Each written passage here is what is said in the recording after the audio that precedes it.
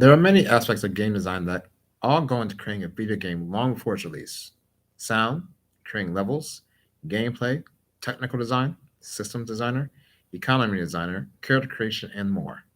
Now, game design incorporates a lot of coding that can be felt and seen in the game when a game is pushed to its technical limitations.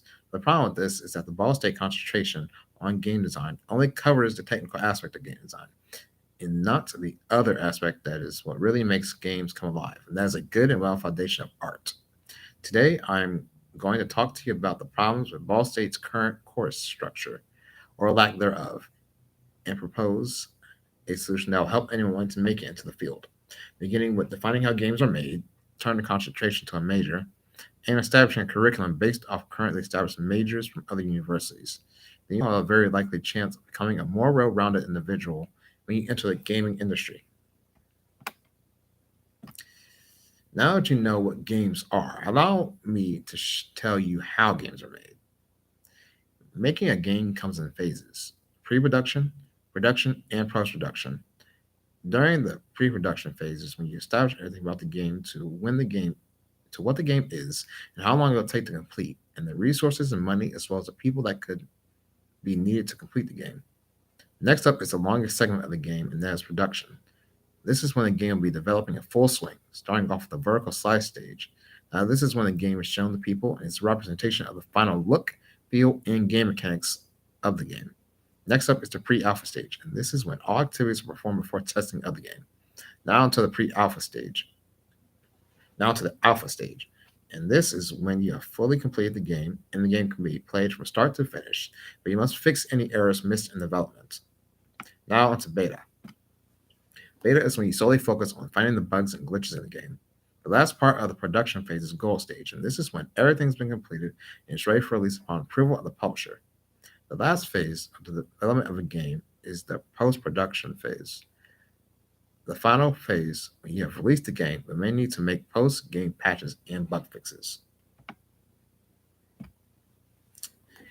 Now, I have told you the problem. Now, I've told you earlier that there is a problem with the concentration.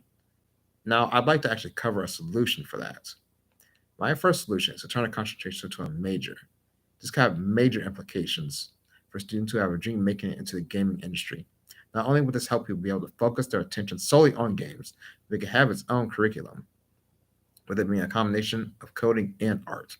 According to the Full Sail University website, going over the game design degree incorporates not just coding, which is its main foundation, but also some art, or more precisely animation,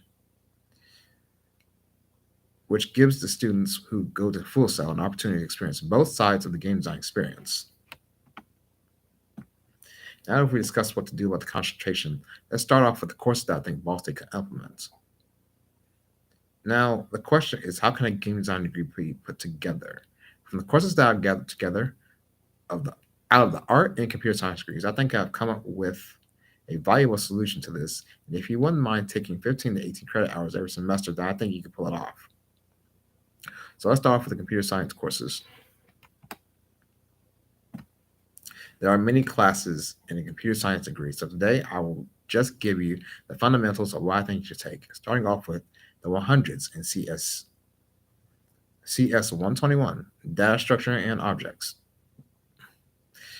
These will give you a decent look at programming and a nice introduction to what coding is about. Now CS 200s, CS 222, advanced programming, CS 215, into the game programming, which these courses will definitely give you up to the difficulty when it comes to programming. You'll have to work on projects in a group. Now for 300s, there's just one, CS 315, game programming, and CS 400s. There's CS 411, mobile application development, and CS 445, human computer interaction. These coding courses will do well in helping you establish the foundations for your coding background, but will do nothing if you don't establish yourself in the art medium as well. Next up is the art side of the game design degree. So to start off, I will skip past the foundations because they just go over the basics of art. To get into the nitty gritty, I would say to start off with AFA 101, drawing the figure. If you want to go into character design, then learning how to draw the figure will help you with creating characters from your imagination.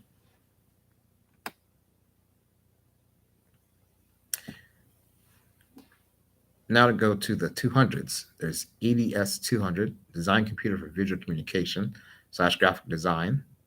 There's Art 200, Introduction to Computer Art, AFA 202, Drawing the Figure, and AFA 211, Painting Introduction.